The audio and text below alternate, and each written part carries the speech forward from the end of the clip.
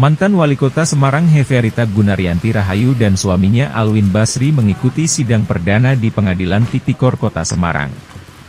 Dalam sidang dengan agenda pembacaan dakwaan oleh Jaksa Penuntut Umum dari KPK, mantan Wali Kota Semarang dan suaminya tidak akan melakukan bantahan atas dakwaan tersebut.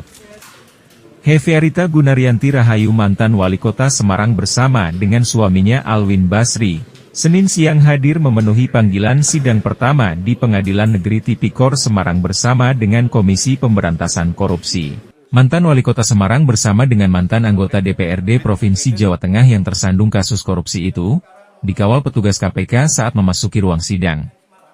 Dalam pembacaan dakwaan yang dilakukan oleh Jaksa Penuntut Umum dari KPK Wawan Yunarwanto, mantan Wali Kota Semarang bersama dengan suaminya Alwin Basri didakwa bersekongkol melakukan tindak pidana korupsi dalam kegiatan pengadaan barang dan jasa, pemotongan insentif pajak serta gratifikasi dengan total senilai 9,7 miliar rupiah yang dilakukan dalam kurun waktu tahun 2022 hingga tahun 2023. Di atas para terdakwa, terdapat satu nama lengkap Hefearita Gunaryanti Rahayu.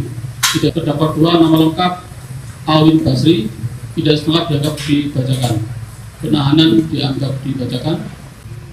Yang melakukan atau terus serta melakukan beberapa perbuatan yang harus dipandang sebagai perbuatan yang berdiri sendiri sehingga merupakan beberapa kejahatan.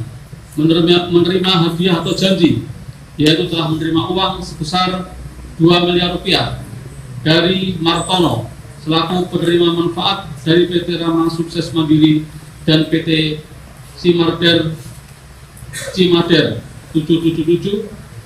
dan menerima uang sebesar 1.750.000.000 rupiah dari P. Rahmat Utama Jangkar selaku Direktur Utama PT Dekasari Perkasa.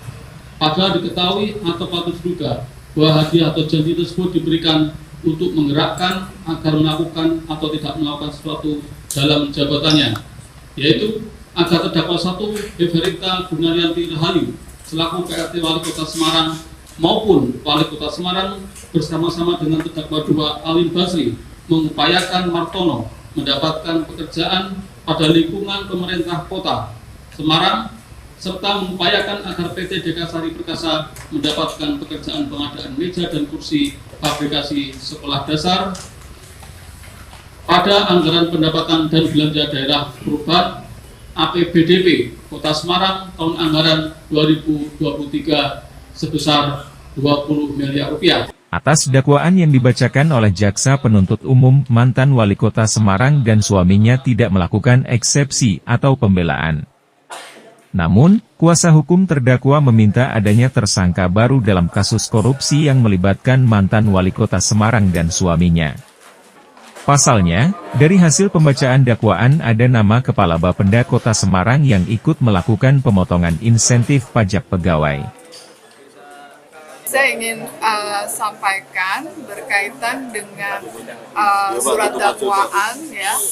Dari surat dakwaan tersebut kita melihat bahwa seolah-olah antara terdakwa 1 dan terdakwa 2 ini secara bersama-sama. Padahal kita ketahui bahwa terdakwa 1 itu adalah sebagai wali kota dan terdakwa 2 sebagai anggota DPRD tentu saja memiliki tugas dan peran yang berbeda, sehingga tidak bisa dinyatakan apa yang disampaikan oleh terdakwa 2 itu juga merupakan apa yang disampaikan oleh terdakwa 1, karena tidak boleh sebuah perbuatan pidana karena suami istri yang melakukan misalnya suaminya, maka istrinya itu juga terlibat, atau sebaliknya tidak otomatis terlibat.